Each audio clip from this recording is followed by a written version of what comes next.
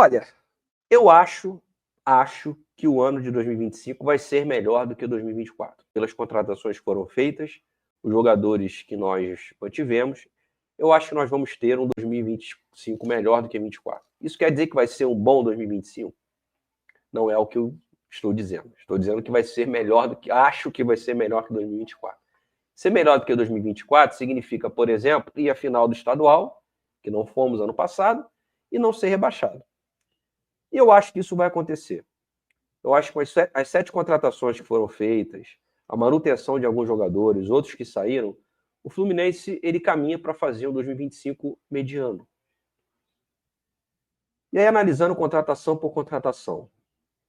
Vamos lá, no gol. O Fluminense traz o Marcelo Pitaluga, o jogador que ele praticamente cedeu para o Liverpool.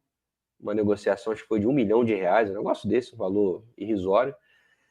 Ele não consegue jogar lá, né? Foi emprestado para várias equipes, estava jogando em divisões muito inferiores, parece que da Escócia.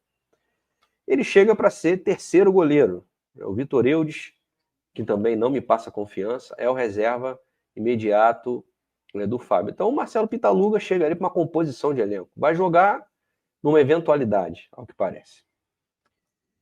Vamos para a zaga. O Fluminense traz o Freitas, zagueiro argentino, que estava jogando no futebol peruano, enfrentou o Fluminense e lá atuava muito mais como lateral esquerdo, às vezes até de ala, do que zagueiro. No Fluminense ele vem para ser um zagueiro pela esquerda, um quarto zagueiro.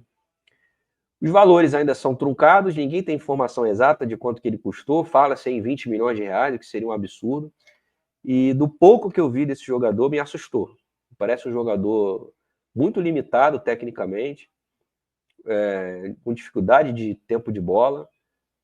Foram 2 jogos apenas. Eu não lembro dele direito lá no Aliança Lima. Vou esperar alguns jogos mais para avaliar. Mas essas 2 impressões, eu fiquei bem preocupado, né? Teve uma falha lá grotesca. E vamos ver. Mas é um jogador, na melhor das hipóteses, para compor elenco também. Marcelo Pitaluga, composição de elenco. Freitas, composição de elenco. A mesma coisa o René, gente. O René veio para ser uma composição de elenco. Eventualmente pode ser titular, mas o Gabriel Fuentes termina 2024 bem, faz alguns poucos jogos ali, vai bem, relativamente. O René vem para ser um reserva dele. Então, terceiro jogador para a composição de elenco. E a gente vai para o meio-campo, onde tem o Hércules, que talvez seja a principal contratação. A contratação que teve uma quase que unanimidade na torcida do Fluminense. Acho que foi uma boa contratação. Faz sentido. Um jogador que se destaca pela equipe do Fortaleza, tem uma característica que nós precisávamos, que é um volante box-to-box, um cara que vai pisar na área, que vai chegar à frente. Esses 2 jogos está muito tímido, não sei se por adaptação ou por orientação do Mano. Estou vendo ainda o Hércules muito preso ainda ali na faixa da nossa intermediária defensiva. Acho que o Hércules tem que se soltar mais. Espero que isso aconteça. Mas acho que é uma contratação que fez sentido. Os valores a gente pode debater, 29 milhões não é um valor para o Fluminense barato. Enfim, tem toda a questão de mercado inflacionado. Vai ter vídeo essa semana sobre isso, desmistificando um pouco esse negócio de mercado inflacionado. Mas é uma contratação que fez sentido e acho que chega para brigar para ser titular, talvez até sendo titular, né? E aí vamos para o ataque. O Fluminense parou no meio-campo só no Hércules, e aí no ataque que o Fluminense realmente contratou. Trouxe o Lavega, que a gente ainda não viu, mas está na seleção com a seleção sub-20, é capitão lá, que disputa o Sul-Americano da categoria. É uma aposta, né? Um jogador de 19 anos, de um clube pequeno do Uruguai, River Plate, chega para ser uma aposta, conversando com amigos uruguaios, inclusive um deles, um grande abraço para o meu forte amigão, parceiro, Juan Aguirre, uruguaio, torcedor do Liverpool. Ele aposta mais no Lavega do que no próprio Canóbio, que já está adaptado aqui no futebol brasileiro. Vamos acompanhar, mas é uma aposta. Tivemos o Paulo Baia, contratação mais contestada e com toda razão, um jogador que, ao contrário do que parte da mídia noticiou, não se destacou pela equipe do Goiás. Ter sido vice-artilheiro do Campeonato Goiano me diz muito pouco. Na Série B alternou entre a titularidade e o banco de reservas e sai do Goiás com a torcida esmeraldina olhando para o céu e agradecendo. Uma contratação que não faz o menor sentido e já não está sendo utilizado pelo Mano Menezes, né? Os 3 jogos iniciais, acho que já mostraram para o Mano, esse cara aí eu não vou contar. E agora que o Fluminense está cheio de jogador de lado, Paulo Baia, uma contratação, ao meu ver, esdrúxula. E tivemos também o Canóbio, que eu já falei aqui, acho que é uma boa contratação, pensando também em composição de elenco. Eu discordo dos valores, eu acho que o Canóbio não vale 37, 38 milhões. O Canóbio é a maior contratação da história do Fluminense, e o Canóbio é um jogador que eu julgo interessante para elenco, não pode ser a maior contratação da história de um grande clube de futebol. Então, acho que os valores são extremamente altos. Eu não teria pago esse valor no Canóbio. Mesma coisa que eu falei aqui no início do ano passado do Davi Terãs. Não achei a contratação do Terãs ruim, até eu saber dos valores. Falei, olha, 14 milhões para o Terãs, a gente não sabe como é que ele está jogando. Eu não faria esse investimento. Só você ir lá no Netflix, você vai ver que eu falei isso. Mesma coisa eu falo do Canóbio. Não poria 37 milhões no Canóbio. Dito isso, acho que vai ajudar. É titular? Não sei. Acho que os jogos vão provar, mas acho que é um cara que vai ajudar.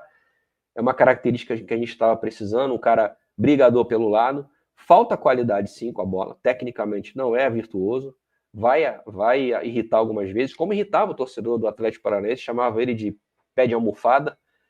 Ele é um cara que não finaliza bem, e mostrou nesse jogo do Fluminense. Ele teve 3 oportunidades, chutou 2 em cima do goleiro e outra na trave. Essa aí ele teve azar. Mas acho que vai ajudar. É um cara de força física. É aquele típico jogador que o treinador brasileiro adora, né? Aquele atacante que volta até a lateral para poder marcar o zagueiro e tem fôlego para também ser opção ofensiva. Então, gente, o que eu concluo dessas contratações? O Fluminense, basicamente, trouxe composições de elenco, reforçou titular, que a gente pode cravar, talvez seja o Hércules, que precisa se provar no Fluminense. Ele se provou no Fortaleza, agora tem que se provar no Fluminense. E eu fico pensando, a diretoria e o presidente gostaram de 2024 porque renovou o contrato do Samuel Xavier, renovou com o Thiago Santos, renovou com o Keno, renovou com o Cano, quer renovar com o Ganso, quer renovar com o Lima. Me parece que 2024 foi um acidente, que a culpa foi toda do Fernando Diniz e que depois deu tudo certo. E não foi isso que aconteceu. O Fluminense com o Mano foi mais competitivo, mas não jogou um bom futebol. O Fluminense com o Mano tem sido o que eu acho que vai ser 2025, um ano medíocre, um ano mediano. O que é um ano medíocre, Leandro? Um ano mediano? É você, por exemplo, disputar a final do Campeonato Carioca. É ir até as semifinais, quartas da Copa Sul-Americana, ir até as quartas da Copa do Brasil, ficar em oitava no Brasileiro. Pode até dar uma vaga na pré-Libertadores. É o que nós merecemos? É o que a torcida do Fluminense quer? Vai ser melhor do que 25. Vai ser melhor do que 24, que brigamos para não cair praticamente até o final. Mas eu não vejo, com esse elenco que formaram, um time que vai brigar nas cabeças pelas competições. Campeonato Brasileiro, esquece, não vejo a menor chance do Fluminense ganhar o Brasileiro. Vai tentar algumas coisas nas Copas, eu acho que a Sul-Americana é possível sim vencê-la, mas esse elenco, eu olho para ele, olho para o time titular e eu não vejo argumento. Eu não vejo.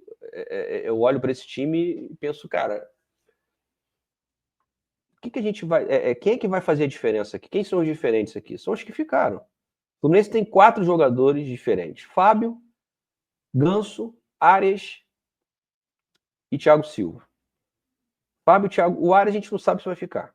Até agora, que continue nisso, né? Que ele fique. O Ganso, infelizmente, teve um problema no coração. Tomara que se recupere, mas já perdeu a pré-temporada. E quando voltar, vai voltar na reserva. E eu acho, aí é uma opinião, que depois do que foi exibido em Palmeiras 0, Fluminense 1, na última rodada do Brasileiro do ano passado, eu não duvidaria nada o Mano Menezes escantear o Ganso. E colocar o meio-campo com mais força física, com mais movimentação, para ter 3 atacantes correndo. É a cara do Mano fazer um time com, por exemplo, Bernal, Hércules e Lima, ou Martinelli, Hércules e Lima. Então, assim, eu não sei se o Ganso vai ser utilizado, não sei se vai continuar a carreira dele. E esse papo de que agora precisa de um cara para revezar com o Ganso, já precisava antes. Não era necessário o Ganso ter esse problema para a gente perceber que o Fluminense tem muitas carências. Por exemplo, lateral direito, gente, Samuel Xavier e Guga de novo. Ah, Leandro, tá difícil contratar laterais, concordo. Mas você tem um departamento de scout para isso. Você olha para a zaga, vocês confiam no Thiago Santos? De verdade, vocês confiam no Thiago Santos? Quem é o companheiro do Thiago Silva? Talvez o Inácio. Que é um cara que, vamos ver, precisa se provar. Ano passado jogou pouco, deixou um gostinho ali de quero mais. Você vai para a lateral esquerda, a expectativa é que o Fuentes ele desabroche. Porque a reserva dele é um cara que ninguém confia. Que já está na fase decadente da carreira, que é o René. Contratação preguiçosa, né? Típica do Fluminense do Mário Bittencourt. Aí você vai para o meio-campo, você tem Bernal, Hércules, Nonato. Tirando ali o Hércules, o Bernal ainda precisa se provar. Jogadores medianos, gente. Martinelli é mediano, Lima é mediano, Nonato é mediano. O Hércules talvez um pouquinho acima, mas como eu falei, está no Fluminense, precisa mostrar. Vamos ver como é o Hércules num grande clube. Não que o Fortaleza não seja, mas o Fluminense é um clube maior do que o Fortaleza. Aí você vai para o meio-campo, você tem Ganso, que a gente não sabe se vai ter. O Renato Augusto, que já é o ex-jogador em atividade. O Isaac, que é um menino que ainda precisa ali de um trabalho físico mais adequado. Aí você vai para o lado do campo, uma penca de atacantes de lado, todos muito parecidos. Você vê uma qualidade diferente aqui em um ou outro, mas vamos lá. Você tem o Ares, que é o titular absoluto. Quem é o titular do lado esquerdo? Não tenho a menor ideia. Vocês sabem?